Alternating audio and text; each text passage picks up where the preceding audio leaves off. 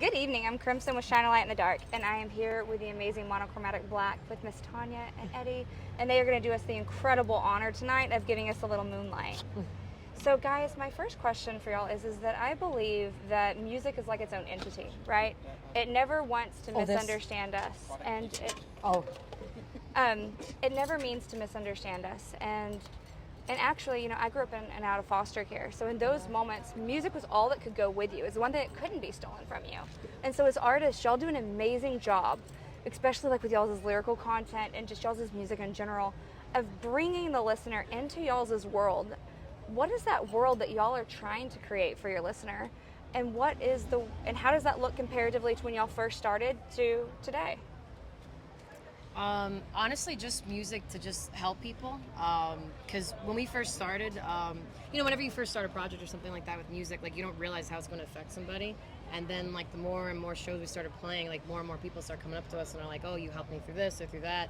And it's like kind of mind blowing because like you kind of forget, like you write with a purpose, but when you actually have someone come up to you and say like, hey, this actually helped me out, you're like, oh my God, Yeah. And it's just gotten more and more better interactions with people and helping people, and like I think it's amazing because that's what we want to do is like help people, and we also love to just hang out with our fans and stuff too. We don't just like disappear and behind the scenes, like we always like hang out at the merch stand and stuff, because we know that like, it could mean a lot to somebody, that one word or that one lyric or whatever it is. So, and we've all been through stuff that's traumatic and stuff like that. So like that one thing could just literally save someone's life. Yeah. So, but yeah, pretty much second everything Tanya just said. Yeah, we all love music, and it's kind of like the soundtrack to your life in a lot of ways. So whatever we could do to create a setting for someone's life that they can relate with and basically just enjoy life even more. That's maybe that's kind of a simple answer, but that's basically my contribution to that. No, I love that because there's a famous saying that says actually that the job of an artist is like that of a lover, to awaken you to the parts of yourself that you never knew existed and show you a world that you've never seen before. Oh, I like that. Actually. And so kind of like when you were talking about that, right? Like that, even that contribution is as artists, like you said, it can make or break somebody's day. Yeah. And so my next kind of question is for y'all. Music at its actual core, what does it mean to y'all? What is music? I know you want to. Without it, I don't know what I would do. So, right. I always knew that music was going to be my passion since I was a kid. Like that was going to be my career path, and that's that. Yeah. Everybody has their like calling or whatever. So that's that for me. I mean, I'm always listening all the time. I still buy records a whole lot, so that's a big thing for me. Yeah. Everybody's got like their relaxation time when they go home. Some people watch Netflix, some people play video games. I just spin an album and it kind of puts me in a different spot. I love that. So yeah. Yeah, Eddie is our big, huge music nerd in the band for sure. I love that. Yeah, the vinyl collector, cassette, like always, like forever. Music is definitely. Yep. Same thing for me too. I'm not as big of a music nerd as Eddie, but I don't like. Sometimes I don't really listen to metal. I'll listen to like lo-fi and just get that. I need that like relaxing, like peaceful, like meditative kind of moment, and it's just amazing how music can just completely change like your mindset at that time. You know what I mean? So right. I just love it, and same thing with Eddie. I've known music was my thing since I was like in 6th grade. Just always wanted to play music, and just makes you feel something. It's like hard to describe. But it is. I think that from the time we're little, like, because y'all were both talking about being small, like, and from the time we were little, I think that as a society, we're taught nothing but lies about ourselves. Like, you're too this, or you're too that, or you can't do this, or you can't do that. And what I think is really beautiful about artistry is I feel like when artists first start, there's always that big amount of that pushback, but then something absolutely beautiful comes as it almost awakens us to, number one, that raw vulnerability of y'all's music, because I love the raw and kind of vulnerable lyrics that y'all have and your stage presence. And, I want to ask y'all kind of, what was that like stepping into that version of yourself, that version of you that knew I wanted to be an artist? What really helped y'all when it was hard to really continue on that path and stay true to it? So most musicians are told that this is like a joke and you're never going to make it or whatever. Because most people don't really know what they're talking about. So right. they just kind of create versions of what they think is correct in their head. Yeah. And like I'm saying this sarcastically, but everybody's an expert, all right? Exactly. Like, you know, but they really don't know anything until you do something, you don't know. I know for me, I just always knew that this is what I was going to do, and I've always followed my own path of what I wanted to do. Yeah. So like I didn't really care what anybody said. I love it. I just never, even since I was young, just didn't matter. And Same. I was completely cool with that. Like Yeah. I just did not give a shit. Can I curse on this? Yeah. No, you're good. Yeah. I just didn't care. I just did, and even to this day, I've been doing this for how long, and it's working out for me. So why should I stop? you know? Exactly. Yep. Yeah. Yeah, 1000%. I was always the same way too. Like, oh, how are you gonna make money and do this and that? It's like I don't really care. Like, I will do whatever I need to do to like continue this passion because it's just it's your calling. You just know that it is, and.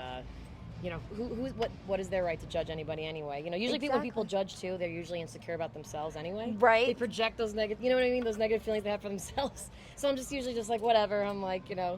So it's silly. And that's actually another reason why too we write music is that, especially with social media, Yeah. I feel so bad for kids growing up, like having so much bullying online and all this stuff. And like Yeah. to us, if someone writes a negative comment, we're like, whatever, it doesn't matter. But for kids, I'm just like, I hope that like it can help them out and make them feel confident because I can't imagine growing up with like the internet the way the kids have now and stuff like that. Right. And all like the pressure of looking this way or doing that or this. I can't even imagine it. So, yeah. So.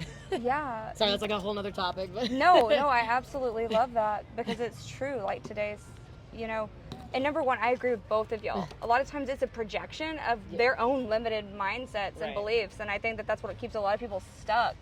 Is that they do project that, and they believe that about themselves. You got to think about it. If somebody says something negative, why would they do that? Yeah. So like, typically a good practice is to think before you speak.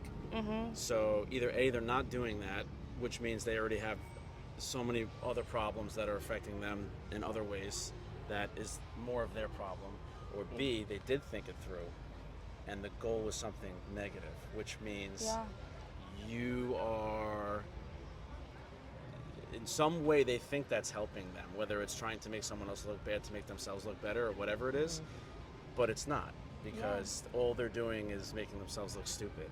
And I agree. it's easy to hate on somebody, but it's not easy to actually support do what you're hating. Exactly. Yeah. And, I think that it's so brave too that when we find our true callings, no matter what the outcome is, to just honor that part of ourselves and to really like strive forward to it, no matter what anyone says. Yeah. I think I mentioned I grew up in and out of foster care, and I'm the first person in my family to even have a high school diploma. Oh wow. And so when I first was like, I'm going to be a counselor, people were like, oh yeah, you're stupid. Yeah, that's crazy. And so I guess what I was trying to say is that I can see kind of like what you mean. Like it's like they just kind of project those things Right. onto us. With y'all in y'all's life, right? With music, what was kind of that moment that both of you knew, I want to be a musician, and that's the path that I'm going to use to express my soul to the world? I'm trying to think of like them. For me, it's obvious. So my cousin, she had a drum set in her basement, Okay. and it had all these punk rock stickers on it. And I didn't play the set, but I took notice of it, and I was like, oh, that looks cool.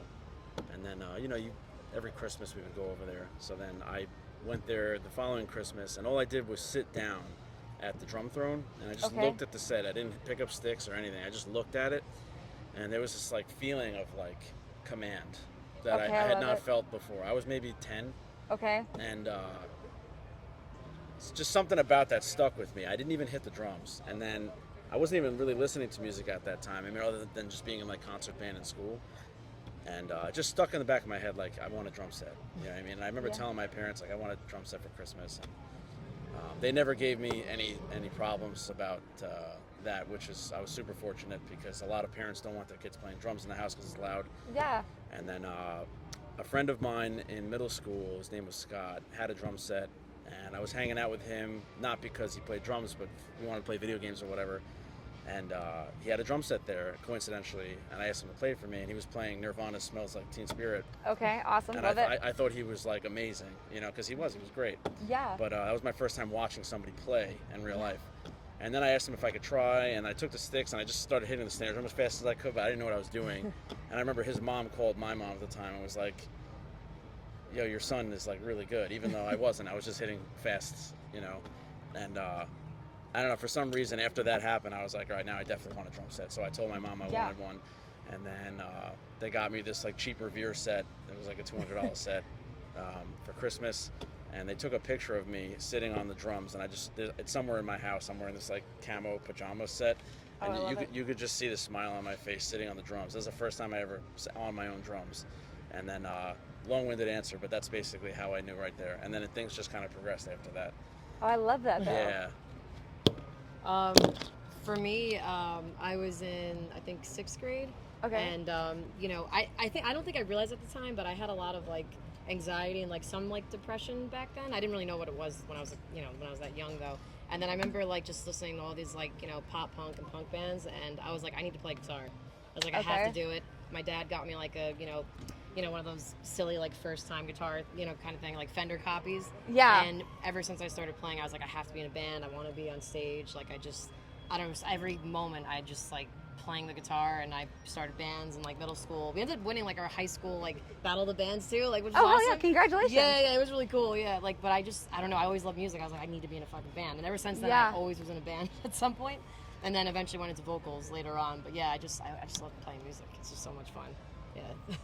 With both of y'all's passion towards music, where do y'all find your catharsis in music? Is it whether touring or making the music or playing on stage? Where does catharsis happen for y'all? For me, touring and on stage, for sure. Yeah. Okay. I don't really like being in the studio as much. You do a little bit. But I love being on stage. I love like that energy, the adrenaline rush. I love interacting with the fans, like at the merch stand. I just love being like on the road all the time. Like it's fun. It's like, it's one of those like once in a lifetime things too. Yeah. It's just like, how many people get to say they travel all over the U.S. or in Europe or wherever, and it's just like, it's just awesome experiences, great memories. You meet so many cool, nice people, fans, bookers, all these things. Like you know what I mean? Like it's so cool, So yeah, I love it. I'm like, cool. Yeah, I like all of it. Touring, obviously, I love playing shows, meeting people. I really like the studio environment a lot, like she was saying. He's an amazing writer. Yeah.